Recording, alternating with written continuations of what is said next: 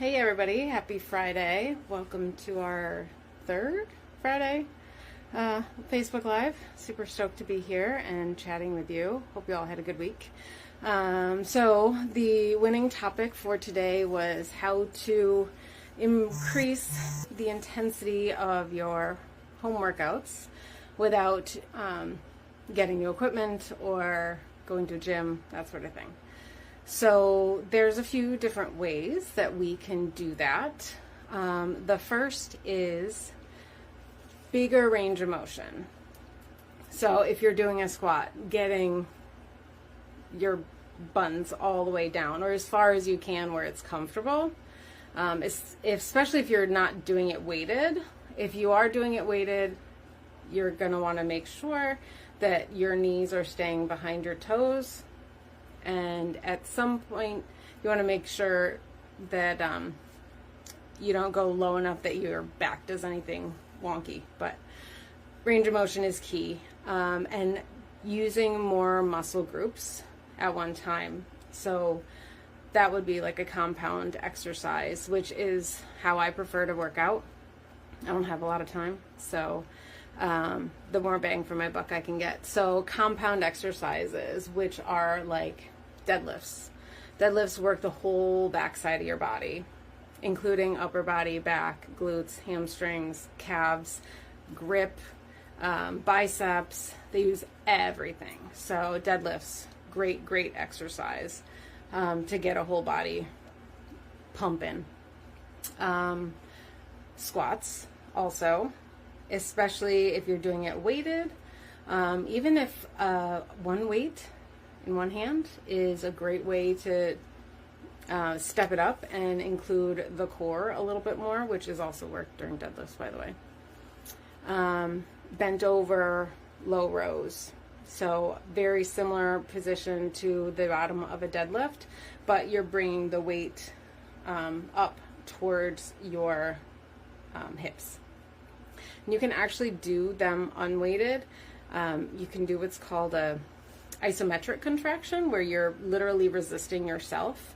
It can be really challenging because you are controlling the resistance. So that's a great way to increase resistance. So full body exercises are the way to go. Compound exercises. You don't need to do isolations. You don't need to do a bunch of bicep curls if you're doing deadlifts and rows. Push-ups are great full body exercises. They're using the push muscles, so most of the anterior chain, including triceps, pecs, using the core to stabilize. And if you're doing it right and squeezing your glutes, which are your butt muscles, and squeezing your quads, which are your thigh muscles, full body exercise. And if you do enough, like when we did our push-up challenge in May and we were doing 50 a day, your core will burn. Great exercise. Nobody likes push-ups, but they get a bad rap because they're literally a wonderful exercise.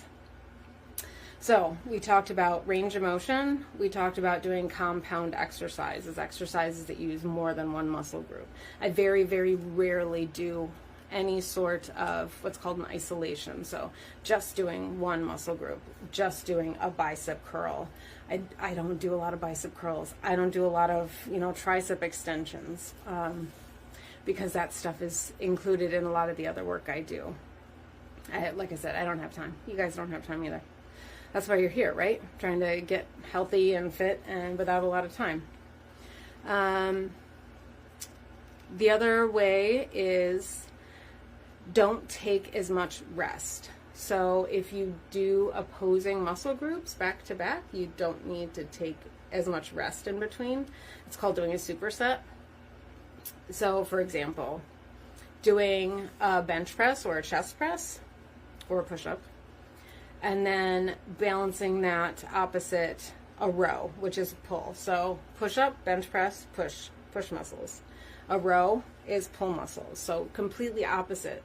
So you can do those back to back with very minimal rest and knock out 3 to 4 sets really, really quick and get a great upper body / full body workout. Actually, squats and deadlifts don't overlap a ton because squats tend to work the thigh muscles, the front thigh muscles more, and deadlifts work the back of the legs more. So, less rest, more range of motion, compound movements. That was supposed to be more rest. And if you're not doing weighted movements, and even if you are, alternate between standing exercises and non-standing exercises. Just motion of getting up and down is going to increase your heart rate, which increased heart rate is good for cardiovascular health. It will increase the calorie burn during the workout. It will cardiovascular training, cardio, is great for lowering cholesterol and all that good stuff. So it's not super great for calorie burn per se, but it is, or I should say, it's not great for fat loss, but it is good for in the moment calorie burn, and it's good for your overall health. Which, let's be honest, I mean, yes, a lot of us want to lose weight, a lot of us want to, have some fat loss, but health is relatively important too. I mean, there's so many of us with other illnesses that we're dealing with. So if we can get a nice balanced exercise program to help, why not? So picking up the pace, alternating standing to lying down exercises. For example, I like to incorporate in my workouts a walking pop squat. So that's stepping out into a wide squat, and when I do that, I touch the floor between my feet, and then standing up into a narrow squat. When I stand up, I reach overhead.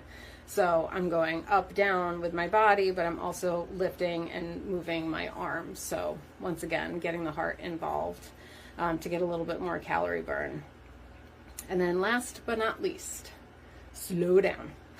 I know I just told you that if you do supersets, you don't need to rest as much, so you can get more done in a shorter amount of time. But also, slowing down and holding your exercises at the most challenging part, for example, the bottom of a squat, the more those muscles are working, it's called time under tension, and the more time under tension you have, the more your muscles are working, the more strength you will gain in the long run, and muscle mass, as we've talked before, burns calories and fat at rest. So slow down during your strength training, but take shorter rests by doing supersets. So speed up and slow down at the same time. It's a win-win. So those are my biggest tips for increasing the intensity of your workout without getting new equipment, without going to a gym, without increasing the time you're working out. And just in general, putting in the effort, working as hard as you can. I forgot one. Squeezing every muscle when you're exercising. Even if you're not holding a weight, if you clench your fists when you're exercising, you're working your forearm muscles. If you're digging your toes in, you're working the tiny muscles in your feet and your ankles. So, anytime you can include extra muscle groups in an exercise, you're going to get more work in.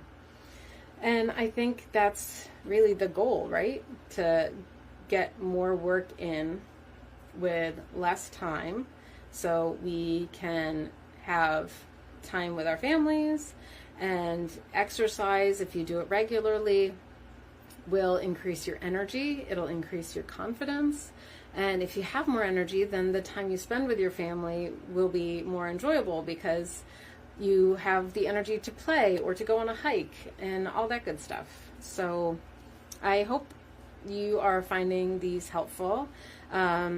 I also wanted to let you know, I haven't announced it in the group yet, but I will. I am running a challenge in September the month we're in, starting September 16th, and it is a trim tummy transformation challenge. So it'll be 5 days of workouts, short, like 15-minute workouts, as well as new information each day about, how you can help with decreasing bloating, decreasing belly fat, all that good stuff. So I will post the registration link in the group, and I hope you all can join. Like I said, it's like 15-minute commitment a day for the exercises, plus, getting the information. And I'll host either a Facebook Live or a Zoom each afternoon, so that we can kind of talk about the day and the lesson and get all that information, answer any questions any of you might have regarding that. So be excited. I'm excited. My last challenge in June went really well, so I'm hoping that this one will too. And reach out if you have any questions or other topics you want me to cover, or if you're struggling coming up with a plan, reach out. I'm here and happy to help. So have a great weekend, and invite any other moms you know that want to join the group, and I will post the challenge registration link. So have a great weekend, and I will talk to you all soon. Bye.